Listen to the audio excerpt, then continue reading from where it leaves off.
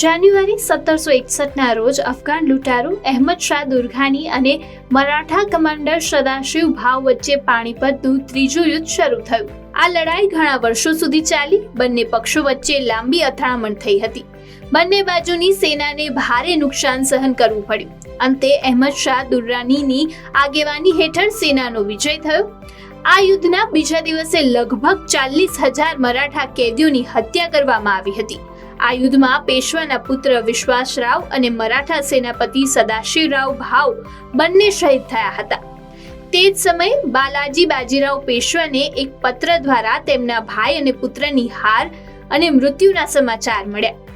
પત્રમાં લખ્યું હતું, 2 મોતી નાશ પામ્યા અને 87 સોનાના સિક્કા ખોવાઈ ગયા અને ચાંદી અને તાંબાની ગણતરી પણ નથી.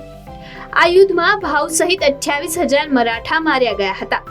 બાકીનાને બંદી બનાવી લેવામાં આવ્યા હતા, જેઓ પાછળથી માર્યા ગયા હતા. જગતગુરુ કૃપાલુ મહારાજને 14 જાન્યુઆરી 1957ના રોજ મકર સંક્રાંતિના અવસર પર કાશી વિદ્યુત પરિષદ દ્વારા જગતગુરુનું બિરુદ આપવામાં આવ્યું હતું.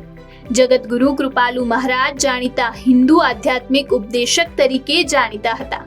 તેમના ઉપદેશોમાં તેઓ તમામ વેદ, ઉપનિષદ, પુરાણ, ગીતા, વેદાંતના સૂત્રો વગેરેના વિભાજન અને પ્રકારો સહિત તમામ સંસ્કૃતના મંત્રોની ગણતરી કરતા હતા.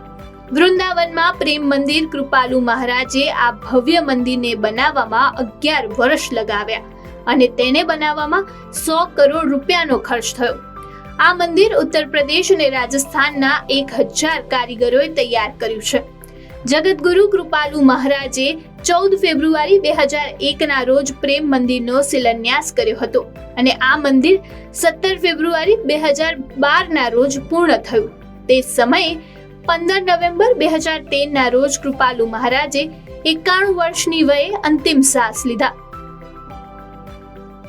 આજે દેશભરમાં લોહરીનો તહેવાર ઉજવવામાં આવી રહ્યો છે. આ તહેવાર મકર સંક્રાંતિના એક દિવસ પહેલા ઉજવવામાં આવે છે. આ વર્ષે મકર સંક્રાંતિ 15 જાન્યુઆરીએ ઉજવવામાં આવશે. લોહરીનો તહેવાર લલણી અને હવામાન સાથે સંકળાયેલો છે. આ દિવસે લલણીની પૂજા પણ કરવામાં આવે છે. લોહરી નિમિત્તે અગ્નિ પ્રગટાવવામાં આવે છે અને આ અગ્નિમાં તલ, મગફળી, મકાઈ વગેરેની બનેલી વસ્તુઓ અર્પણ કરવામાં આવે છે.